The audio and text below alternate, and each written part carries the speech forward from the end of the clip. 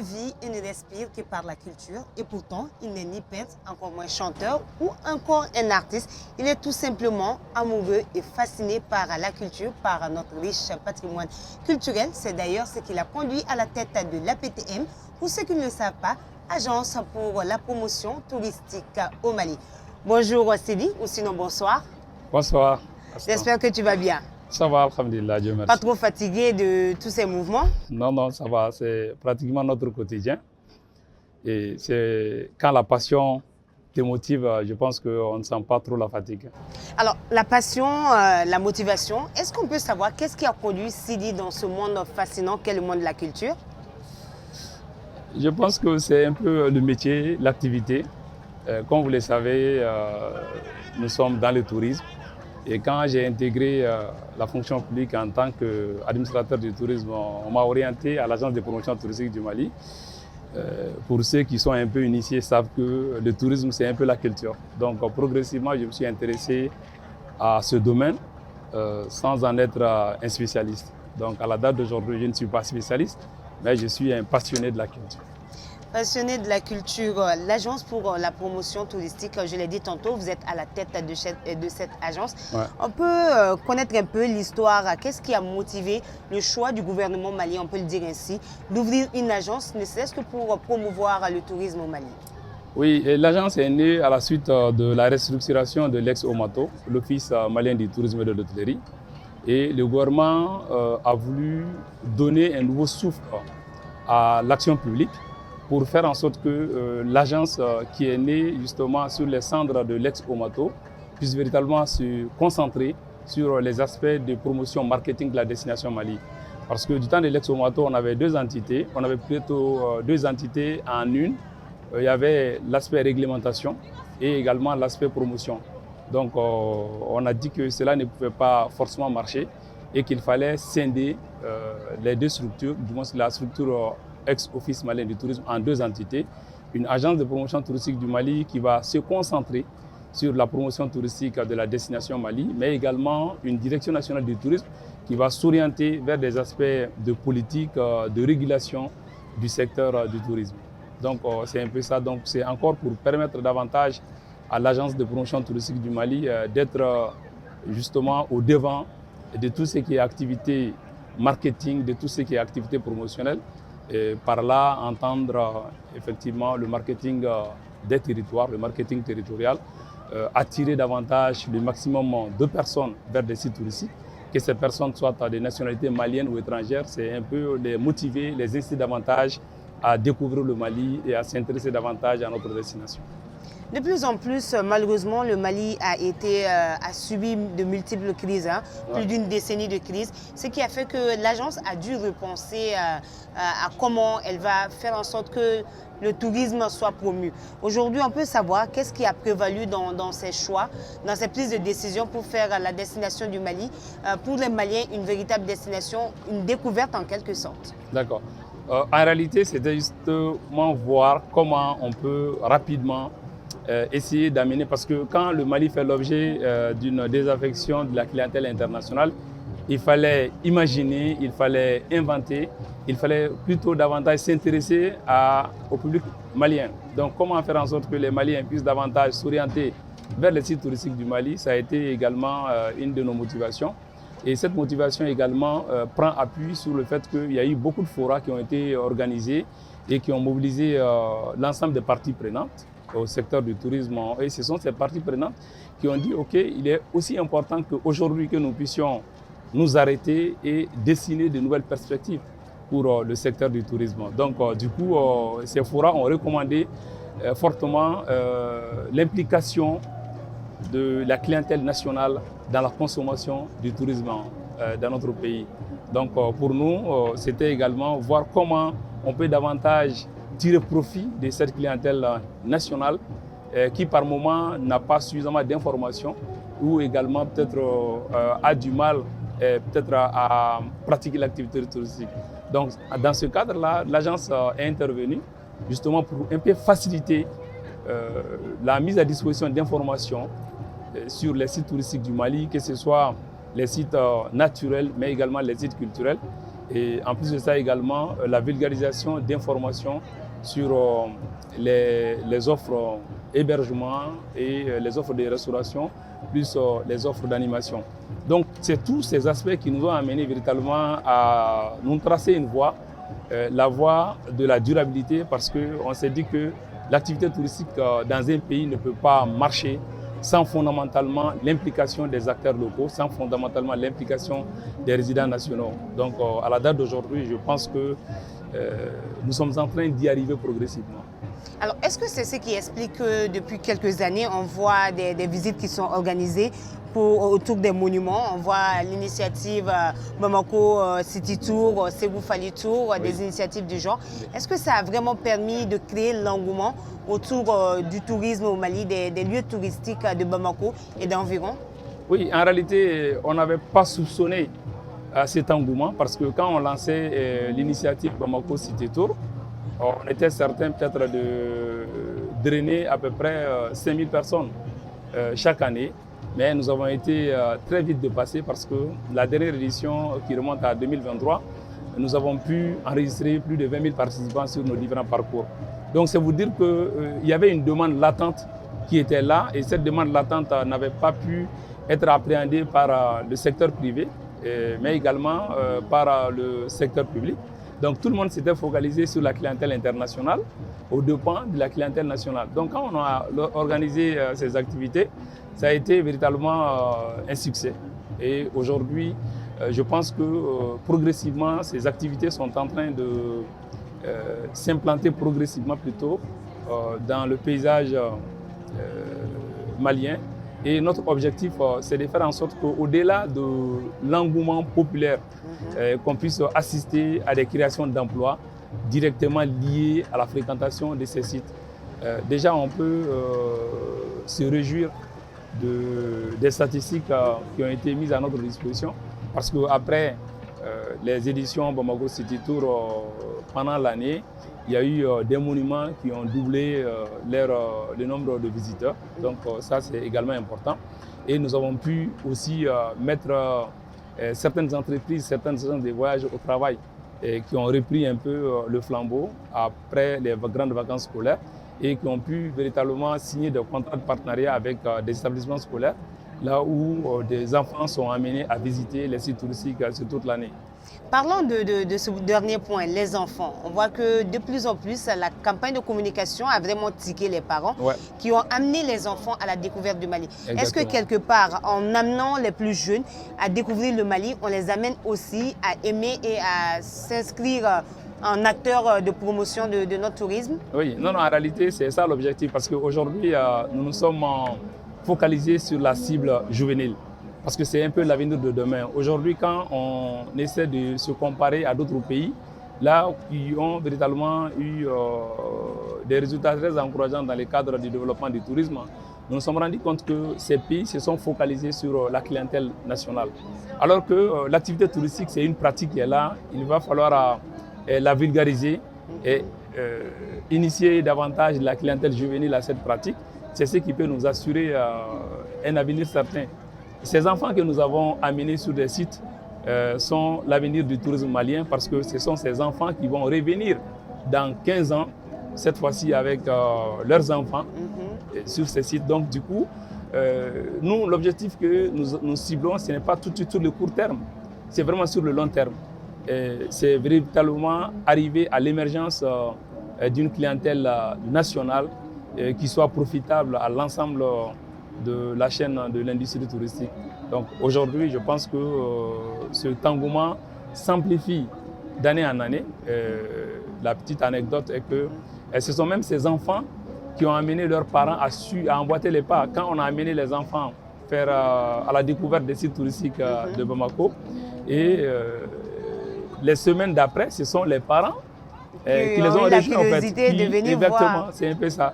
Donc quand c'est l'enfant qui est au centre des décisions en fait. Dans le domaine du tourisme, quand on arrive à convaincre un enfant, on est sûr et certain d'avoir le papa et également la maman. Donc c'était pour vous dire que la cible était vraiment juste la cible la mieux indiquée. Mais parallèlement, aujourd'hui, cette activité ne se limite pas uniquement aux enfants. Il faut l'élargir à d'autres personnes. Il faut l'élargir à la classe qui est aujourd'hui en capacité de pratiquer l'activité touristique. Nous avons des personnes qui sont dans des banques, des personnes qui sont dans d'autres types d'entreprises. Il faut que ces personnes soient également amenées à visiter nos sites touristiques. Et vous l'avez rappelé, on ne peut aimer un pays qu'on ne connaît pas. Donc aujourd'hui, quand ces enfants arrivent à découvrir ce beau pays, ils vont déjà nourrir pour ce pays de l'amour, mais également de l'ambition, s'orienter, se projeter véritablement dans le sens du développement de ce pays-là.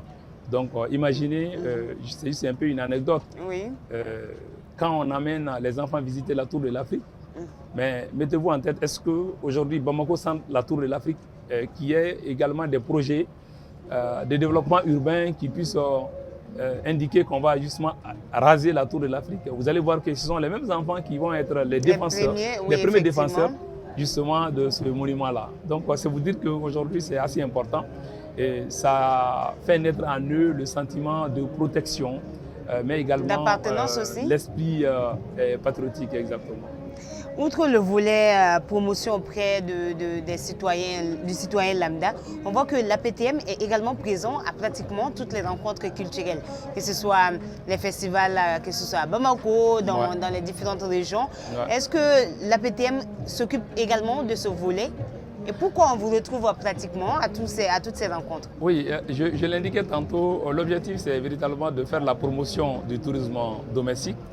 Et pour toucher le public, il faut aller à sa rencontre. Et nous avons compris que ces festivals ou ces événementiels culturels sont des lieux de convergence du public malien. Et pour chaque festival, le nombre de visiteurs maliens dépasse celui des visiteurs étrangers. Donc c'était important que nous puissions nous positionner vers ou sur ces festivals de manière à partager l'information sur la destination touristique, ventiler, vulgariser les images touristiques du Mali. Donc c'est ce qui nous amène à nous positionner sur un certain nombre d'événementiels. Mais je le disais également au début de mon intervention que le tourisme malien est culturel. Donc aujourd'hui c'est important pour nous de nous intéresser davantage à la promotion de cette diversité culturelle, à la promotion de cette offre culturelle. Donc c'est ce qui nous amène véritablement à nous intéresser à toutes les initiatives de développement culturel dans notre pays. Il y a des festivals, mais il y a également d'autres types d'activités que nous accompagnons. Et le fait que nous nous intéressons également à ces initiatives culturelles, c'est de pouvoir arriver à une forme de promotion, à une forme de protection du patrimoine culturel. Parce que plus les gens s'intéressent à ce patrimoine, mieux on a beaucoup de chances de pouvoir arriver à la protection de ce patrimoine. Donc nous avons une plateforme d'intervention justement à l'endroit de ces organisateurs d'événementiels, à l'endroit de ces promoteurs d'initiatives culturelles. Nous, nos activités portent sur l'accompagnement, l'appui conseil, parce que ces festivals participent aussi à la revitalisation des milieux ruraux, mais également à la revitalisation des centres urbains. Quand un festival est organisé, c'est un peu toute l'industrie du tourisme en réalité qui se met en branle. Les réceptifs hôteliers, les établissements d'hébergement, les agences de voyage, le secteur du transport. Et la restauration. Donc la restauration. Tout le monde tire son épingle du jeu. Donc nous, aujourd'hui, c'est important que nous puissions davantage accompagner, soutenir ces événementiels. Donc nous ne sommes pas un fonds, mais nous avons des appuis. Et justement, j'allais en venir. On sait que l'APTM accompagne beaucoup à hauteur de ce qu'elle peut apporter, mais beaucoup reste à faire. Maintenant, selon vous, puisque vous êtes également, vous substituez un appui conseil, qu'est-ce qu'il faut faire pour combler ce vide? Parce que malheureusement, le secteur du tourisme souffre du financement. Oui, en réalité, ce qui est important, c'est un peu permettre ou ouvrir, accorder beaucoup plus d'opportunités à ces personnes-là. Parce qu'en réalité, un entrepreneur culturel n'a pas forcément besoin de l'accompagnement de l'État. Mais comment permettre à cet entrepreneur culturel-là de pouvoir découvrir exactement, justement, donc c'est un peu ça. C'est juste un portefeuille d'appui conseil qu'il faudrait peut-être mettre en place, mais également essayer de voir comment l'État, à travers des mécanismes beaucoup plus incitatifs, puisse arriver véritablement à donner beaucoup plus d'opportunités, beaucoup plus de chances à ces promoteurs culturels. Donc ailleurs, par exemple, si nous prenons aujourd'hui le cas, il y a un problème de disponibilité parce que nous prenons un peu le calendrier scolaire. Donc il est fait de telle sorte qu'il y a une forme de rigidité qui ne permet pas forcément aux enfants ou également à leurs parents de pouvoir participer à d'autres activités ludiques. Donc, mais quand on arrive un peu à à une planification du calendrier scolaire, donner justement de petits congés d'une semaine par moment sur chaque 3 mois, ça donne un peu tout le sens. Et l'espace ça aussi. permet également aux événementiels ou aux porteurs de projets de pouvoir organiser des activités pendant les dites périodes. Donc, mais aujourd'hui, on comprend que la plupart des activités qui sont organisées, c'est un peu les congés de Pâques, les congés de Noël, alors qu'on peut aller au-delà. Donc imaginez que peut-être juste à l'approche de grandes fêtes, qu'on puisse donner la possibilité aux gens de rester à la maison pendant une semaine. Entre autres, ce sont des propositions qui viennent ou qui proviennent peut-être juste du secteur privé, mais pas moi en tant qu'administrateur du tourisme. Mais je pense aussi que constat, puisque vous êtes sur le terrain depuis plusieurs décennies. Donc c'est vous dire que il y a un certain nombre de mécanismes à mettre en place et ces mécanismes peuvent être aussi profitables à l'ensemble de la chaîne de l'industrie du tourisme, mais également de l'industrie de la culture. Il faut qu'on rappelle, on a chopé le directeur de l'APTM au Festival du Dibi, édition 10, et il faut le dire, hein, c'est l'ambassadeur de ce festival. Et j'aimerais quand même en apprendre davantage, hein, parce qu'on sait que vous êtes beaucoup dans les activités culturelles, mais vous désignez ambassadeur d'un tel événement, surtout à une 10e édition. Oui, c'est un honneur. Moi-même, je ne pensais pas être aussi important. Ah non, vous êtes important. Je ne sais pas, parce que déjà le poste, je ne dis pas un poste, c'est le titre d'ambassadeur, c'est un privilège, c'est un honneur. Et sûrement, ce que nous sommes en train de faire, pas en tant que Sidi Keïta, mais en tant qu'agence de promotion touristique du Mali, est sûrement en train de porter fruit. Oui, effectivement. Et nous sommes un peu appréciés par nos partenaires à travers les activités que nous déployons, parce que nous communiquons beaucoup. Nous essayons également de leur venir en appui conseil à travers des idées. Donc c'est sûrement ces petites propositions qui ont fait que les organisateurs du FestiDibi ont bien voulu me désigner ambassadeur de l'édition 2025 de FestiDibi. Donc j'en suis très honoré. Je profite également de ce plateau pour leur adresser toute ma profonde reconnaissance, mais également mes remerciements, leur exprimer également toute notre satisfaction quant à l'organisation de cette activité, parce que vous l'aurez constaté, ce n'est pas facile d'accueillir plus de 200 000 personnes sur un site. Et je pense que c'est tout un monde qui est derrière cette activité. La promotrice l'a rappelé, plus de 2000 personnes sont mobilisées pour chacune des éditions pour mieux couvrir l'événement, mais également faire en sorte qu'il n'y ait pas d'incidents, qu'il n'y ait pas également de dysfonctionnement. Donc c'est assez important et je pense aussi que les plus hautes autorités l'ont compris. C'est la raison pour laquelle pour chacune des éditions, les représentants de l'État sont là, les ministres sont au rendez-vous. Chacun essaye, en ce qui les concerne, d'apporter un peu sa contribution pour faire rehausser davantage cette activité. Et nous pensons aussi que c'est une activité à soutenir parce qu'aujourd'hui, en tant qu'ambassadeur, je peux vous affirmer que c'est vraiment le plus grand festival en Afrique, justement dans le domaine des grillades. Donc là, c'est vraiment tout à l'avantage des organisateurs. Et ce que nous devons faire, c'est éventuellement voir comment ça a été également une des requêtes des organisateurs, comment nous pourrions arriver à inscrire les Dibi sur la liste du patrimoine mondial effectivement, de l'UNESCO, parce que de plus en plus, cette manière de faire est vraiment propre au Mali. Exactement, c'est vraiment propre au Mali. Il y a une forme de différenciation, mais également il y a une forme de valorisation de la gastronomie malienne. Donc je pense aussi que ça fait partie des résultats de cette activité. Aujourd'hui, les Dibi a de la voix, les Dibi a de la valeur, mais également les Dibi fait vivre en réalité ces acteurs. Ces acteurs.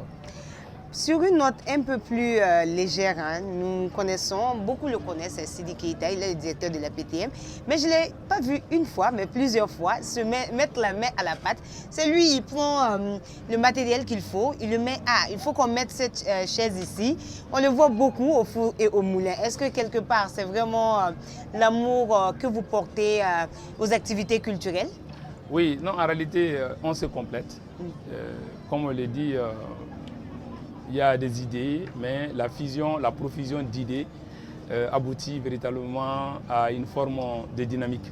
Donc c'est la raison pour laquelle on est là. À chaque fois, même pour nos propres activités, nous essayons justement d'apporter plusieurs idées. Moi, j'ai dit, OK, il faut faire ça. Un collègue va également venir avec une autre idée. Donc tout ce que vous voyez, c'est un peu une dynamique collégiale qui nous permet justement de déployer un branding qui soit beaucoup plus attrayant pour les participants.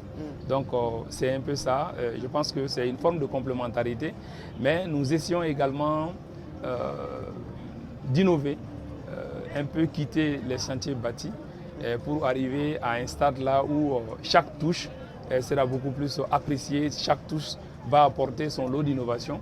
Et en la matière, nous sommes aussi inspirés par ces créateurs, nous sommes aussi inspirés par ces promoteurs culturels qui nous permettent aussi de revoir, de repenser notre façon de faire. Donc c'est vraiment en complémentarité de tout ce qui se dit, de tout ce qui se fait que nous misons nos activités. Nous allons marquer une petite pause sur cette note d'humilité du directeur de l'APTM et juste après, nous revenons.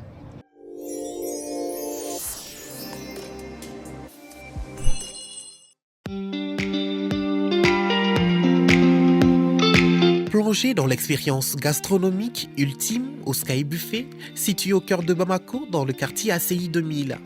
Notre spacieux établissement peut accueillir jusqu'à 300 convives, offrant un cadre élégant et convivial pour toutes vos occasions spéciales, qu'il s'agisse de célébrations en famille, de dîners d'affaires ou de soirées entre amis. Découvrez notre carte variée mettant en avant une cuisine raffinée inspirée par des recettes traditionnelles revisitées avec une touche moderne. Ce qui distingue l'expérience au Sky Buffet, c'est l'atmosphère enchanteresse créée par notre décor exceptionnel.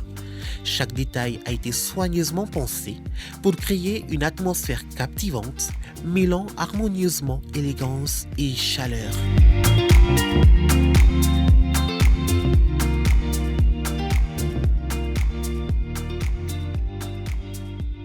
Des saveurs authentiques, des ingrédients de qualité et une présentation soignée vous attendent à chaque buffet. Que vous soyez amateur de cuisine locale ou adepte de plats internationaux, notre buffet généreux saura combler toutes vos envies. Sky Buffet, c'est à l'ACI 2000, au 9e étage de l'immeuble IBI Group. Pour réserver votre table ou obtenir plus d'informations sur nos services, n'hésitez pas à nous contacter au 71 92 92 31 ou au 61 92 92 31. Laissez-vous séduire par l'ambiance envoûtante du Sky Buffet, où chaque repas devient une expérience mémorable à partager.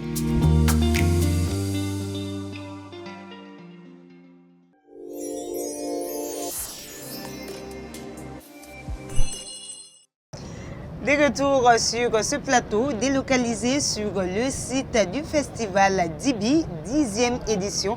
Et nous sommes avec le directeur de l'APTM, Sidi Keita, pour ceux qui le connaissent. Il est le directeur de l'agence pour la promotion touristique. Malheureusement, nous sommes pris par le temps. Mais j'aimerais quand même conclure sur une anecdote que vous allez nous donner par rapport à la participation de toutes ces activités, que ce soit à Bamako, à Djenné, dans d'autres régions du Mali. Dans ce boulot, qu'est-ce qui vous a le plus fasciné et qui aujourd'hui fait en sorte que chaque jour vous vous réveillez avec l'envie de vous dire aujourd'hui on va encore plus pousser nos limites? C'est un peu la prise de conscience du risque et surtout du danger qui entoure chacune de nos activités. Parce qu'en réalité, il faut se le dire, si on ne fait rien pour promouvoir le patrimoine culturel, on va tout perdre en fait. Cette passion s'inspire justement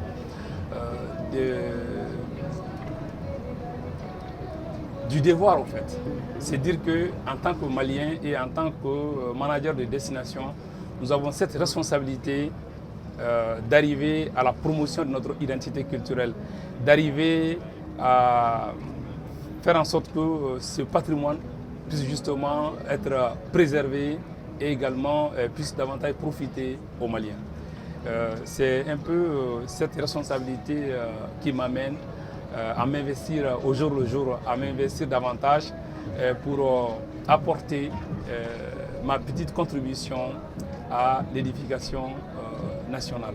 Donc c'est vous dire qu'aujourd'hui, quand on est à la tête d'une agence de promotion touristique du Mali, nous préférons un peu les vocables, sinon l'expression Mali Tourisme en lieu et place de APTM, parce que Mali Tourisme c'est un peu un focus, c'est également une étiquette qu'on veut mettre en avant pour justement éviter à ce que les gens ne puissent pas aller dans tous les sens. Donc quand on est à la tête de cette structure chargée de promouvoir, on ne peut que se donner une mission, on ne peut que véritablement s'investir davantage pour davantage arriver à atteindre des résultats. C'est ce qui me passionne et c'est ce qui m'amène véritablement à me dépasser. Et en cela, je voudrais également saluer l'accompagnement de toute l'équipe. Vous voyez un peu derrière moi, nous sommes une équipe. Il y a des hommes et des femmes qui m'accompagnent au quotidien pour que nous puissions arriver à réussir justement nos différentes missions, sinon nos différentes activités. Merci beaucoup, Sidi Keita, merci de nous avoir reçus. Alors, c'est sur cette note que prend fin cette émission délocalisée sur le site du festival Ogobanya.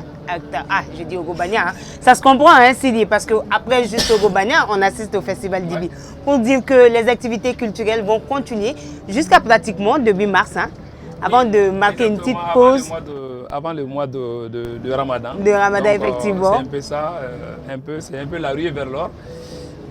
C'est un peu ce qui rend aussi notre tâche un peu plus difficile parce que toutes les activités se suivent pratiquement. Il y a 3 activités, il y a 3 festivals majeurs qui se tiennent à la même heure. Donc c'est vraiment une situation un peu catastrophique. Et à la limite, il faut que les organisateurs d'événementiels puissent arriver à se parler. Avoir un calendrier pour que les uns et les autres puissent participer. Tout le monde veut aller à Yanfoïla, tout le monde veut aller à Bougouni, tout le monde veut aller à Sikasso, mais tout le monde ne peut pas être au même endroit, au même moment. Difficilement à la même heure. Exactement. Donc, je pense que les acteurs de promotion du festival vont prendre en compte ces observations. Merci à vous de nous avoir suivis. Passez d'excellents moments en compagnie de votre télé, Advance TV, la télé qui a une longueur d'avance. Merci.